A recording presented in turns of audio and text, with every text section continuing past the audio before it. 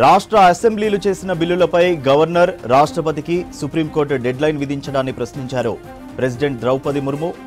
Supreme court ఇచ్చిన తీర్పు ఎలా చెల్లుబాటు అవుతుందన్నారు. రాజ్యాంగంలో లేని నిబంధనపై కోర్టు తీర్పు ఎలా ఇచ్చారని అడిగారు. గవర్నర్ రాష్ట్రపతి అధికారాలపై ఇచ్చిన తీర్పుపై సుప్రీంకోర్టును న్యాయ వివరణ కోరారు. దీనిపై సుప్రీం కాన్స్టిట్యూషన్ బెంచ్ను ఏర్పాటు చేయనుంది.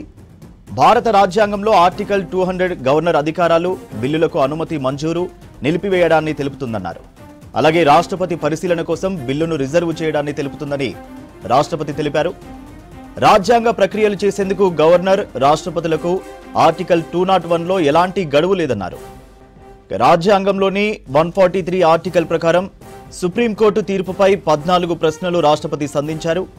రాష్ట్రపతి లేదా గవర్నర్ అధికారాలను ఆర్టికల్ 142 కింద సుప్రీంకోర్టు తన సొంత అధికారులతో ఎలా భర్తీ చేయగలరని ప్రశ్నించారు. సుప్రీంకోర్టుకు ఉన్న ప్లీనరీ అధికారాలను రాష్ట్రాలు కేంద్రానికి వ్యతిరేకంగా దుర్వినియోగం చేస్తున్నాయా అని అడిగారు. రాష్ట్రపతి, గవర్నర్కు కోర్టులు ఎలా డెడ్ లైన్ పెడతాయన్నారు. ఇదే అంశంపై మనతో మాట్లాడడానికి రిటైర్డ్ జడ్జ్ మాల్యాది గారు ఫోన్ లైన్లో ఉన్నారు. సార్ నమస్తే అండి. సార్, సుప్రీంకోర్టును వివరణ కోరుతూ రాష్ట్రపతి 14 ప్రశ్నలు ముందు పెట్టింది. సో దీన్ని ఎలా చూడాలంటారు? ఈ సుప్రీంకోర్టు యొక్క విశిష్టమైన అధికారాల్లో ఏదైనా అడ్వైజ్ అంటే సలహా అధికార పరిధిని ఒకటి ఉంది. అది ఒక విధంగా చెప్పాలంటే ఆర్టికల్ 143లో భారత రాష్ట్రపతి వారికి ఉన్న ప్రత్యేక అధికారాల్లో సలహా కోరే అధికారం. ఆ సలహా కోరే అధికారము ఇప్పుడు ఇంతకుముందు కూడా గతంలో కూడా ఎక్సర్సైజ్ చేశారు.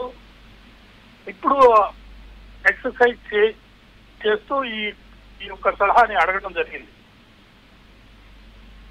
ఇంపార్టెంట్ క్వశ్చన్స్ ఆఫ్ లా మీద, ముఖ్యంగా ప్రధానమైన చట్టపరమైన ప్రశ్నలపై కానీ, ప్రజా ప్రయోజనానికి సంబంధించిన అంశాలపై కానీ, అంటే మ్యాటర్ ఆఫ్ పబ్లిక్ ఇంపార్టెన్స్, మరి రాజ్యాంగంలో ఏర్పడే ఏవైనా ముఖ్యమైన చట్టపరమైన విషయాలపై, ఇతర ప్రజా ప్రయోజన అంశాలపై ఖచ్చితంగా సుప్రీంకోర్టులో ఒక సలహాని ప్రెసిడెంట్ ఆఫ్ ఇండియా అడిగేదానికి ఒక అధికారం ఉంది. అది అడిగినప్పుడు సుప్రీంకోర్టు తన చట్టానికి అనుగుణంగా అభిప్రాయం ఇవ్వచ్చు. గతంలో కూడా ఇది జరిగిందండి. 1993లో బాబ్రీ మసీద్ విషయంపై సుప్రీంకోర్టుని రాష్ట్రపతి అభిప్రాయం కోరడం జరిగింది. అప్పుడు అది తగదని తిరస్కరించడం కూడా జరిగింది. ఆ విధంగా అడగటం వల్ల ఇప్పుడు ఏంటంటే ఇప్పుడు తీర్పు ఇచ్చిన తర్వాత దీనికి సంబంధించి మరి ఇలా అడగటం అనేది కొంచెం చర్చించగా జరిగిన విషయం. అంటే సార్, ఇది 3 నెలల లోపు బిల్స్ ను రాష్ట్రపతి, గవర్నర్ ఆమోదించకపోతే ఆమోదించినట్టే పరిగణించాలని సుప్రీం తీర్పు చెప్పడాన్ని ఎలా చూడాలంటారు సార్? సుప్రీంకోర్టు ఇచ్చిన తీర్పు టూ బెంచ్ తీర్పు. దీని మీద గతంలో నేను మాట్లాడటం జరిగింది. అనేక సందర్భాల్లో మనకు సపరేషన్ ఆఫ్ పవర్స్ మీద 3 అంటే కార్యనిర్వహణ మరియు లెజిస్లేటివ్, జ్యుడిషియరీ మధ్యలో కొన్ని సందర్భాల్లో ఒక కాంట్రడిక్షన్స్ లేకపోతే వివాదాస్పదాలు అయినటువంటి విషయాలు వస్తూ ఉంటాయి. అవన్నీ కూడా చర్చల ద్వారా కానీ లేకపోతే ఒకరినొకరు గౌరవించుకోవడంతో పాటు జరుపుండాలి. అయితే సుప్రీంకోర్టు గతంలో ఇచ్చినటువంటి తీర్పులో మనం చూస్తే కేవలం సుప్రీంకోర్టే ఆర్టికల్ కింద చేసి ఇవ్వడం కాకుండా జ్యుడిషియల్ రివ్యూలో భాగంగా అంతకుముందు అనేక కమిటీల్లో ఎక్కడ కూడా అబ్సల్యూట్ పవర్ అనేది ఉండకూడదు, దానివల్ల ప్రజాస్వామ్యం దెబ్బతింటుంది కాబట్టి కొన్ని గైడ్ లైన్స్, కొంత సమయం అనేది ఉండాలని చెప్పి 3 నెలలు అనేది సజెస్ట్ చేసి గతంలో ఇచ్చినటువంటి కమిటీల రిపోర్ట్లను బేస్ చేసుకొని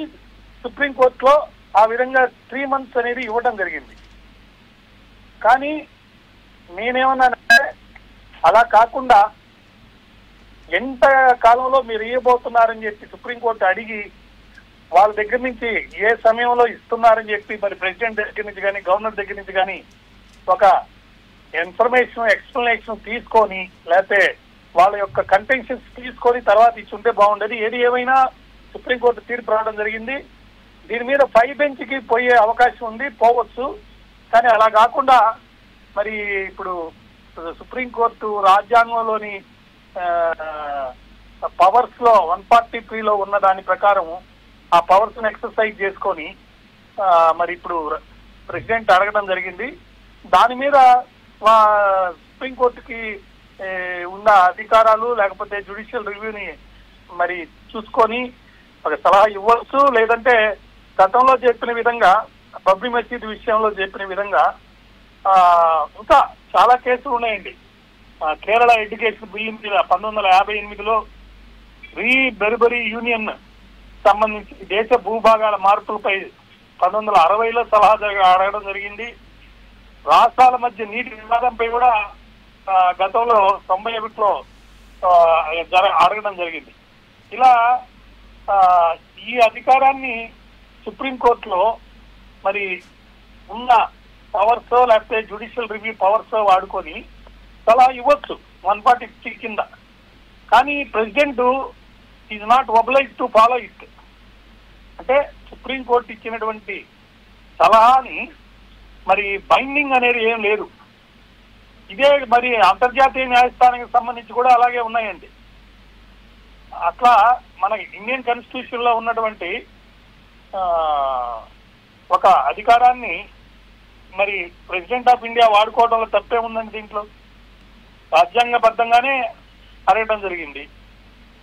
ఇంకా లోతైన వివరణకు మనం వెళ్తే ఎప్పుడైనా సరే ఎనీ టైం అని రాస్తుంది. మనం ఆర్టికల్ 143(1) చూస్తే ఇఫ్ ఎట్ ఎనీ టైం అని రాశారు. కాబట్టి రాష్ట్రపతి మరి తన సొంత నిర్ణయం అన్నమాట. అడ్వైజరీ జ్యూరిడిక్షన్ లో సలహాలు తీసుకోవడం అనేది తన సొంత నిర్ణయం.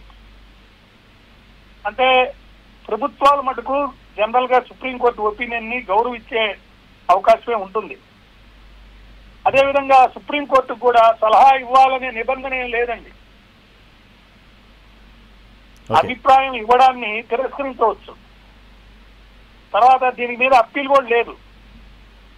సుప్రీంకోర్టు ఇచ్చేటువంటి ఒపీనియన్ మీద అది ఫైనల్ ఒపీనియన్, దాని మీద అప్పీల్ చేయడం కానీ ఏం లేదు. కాబట్టి ఇది తుది అభిప్రాయం. కాబట్టి గతంలో ఇచ్చినటువంటి అనేక సందర్భాల్లో ఒక రిక్వజిషన్ ఫర్ ఒపీనియన్ ని బేస్ చేసుకొని మనకు మరి సుప్రీంకోర్టు తమ సలహా ఇవ్వడం జరిగింది.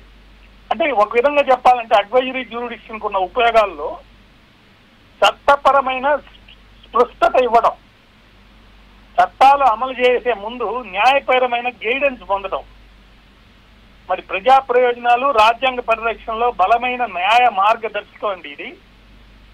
దీనివల్ల ఏం జరుగుతుంది? పార్లమెంటు శక్తిని తగ్గించదు. ఇది పార్లమెంట్ యొక్క పవర్ ఇంకా పెరుగుతుంది ఈ అడ్వైజ్ తీసుకున్నందువల్ల.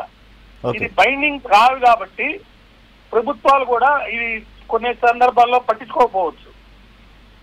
కానీ రాజకీయ మతపరమైన అంశాలపై అయితే ఇప్పుడు గతంలో మనకి ఇచ్చినటువంటి చూసినప్పుడు సుప్రీంకోర్టు అభిప్రాయం ఇవ్వడానికి నిరాకరించిన సందర్భాలు అన్నమాట.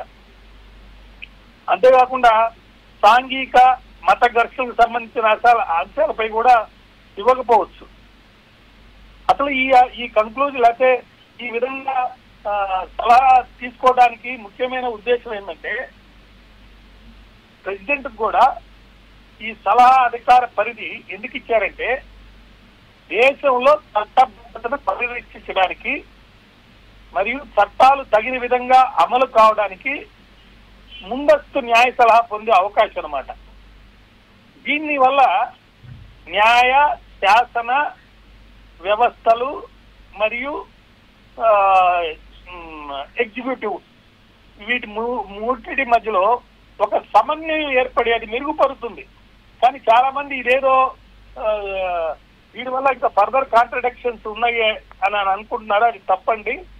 దీనివల్ల మంచే జరిగింది, ఈ ఒపీనియన్ ఇచ్చేదానికి అవకాశం ఉంది. కాబట్టి అదేవిధంగా నేను గతంలో చెప్పిన విధంగా ఇది 2 బెంచ్ తీర్పు కాబట్టి దీని మీద అంటే మొన్న ఇచ్చిన 3 నెలలు లోపల ఇవ్వాలనేది 2 బెంచ్ కాబట్టి 5 బెంచ్కి వెళ్ళే అవకాశం కూడా ఉంది.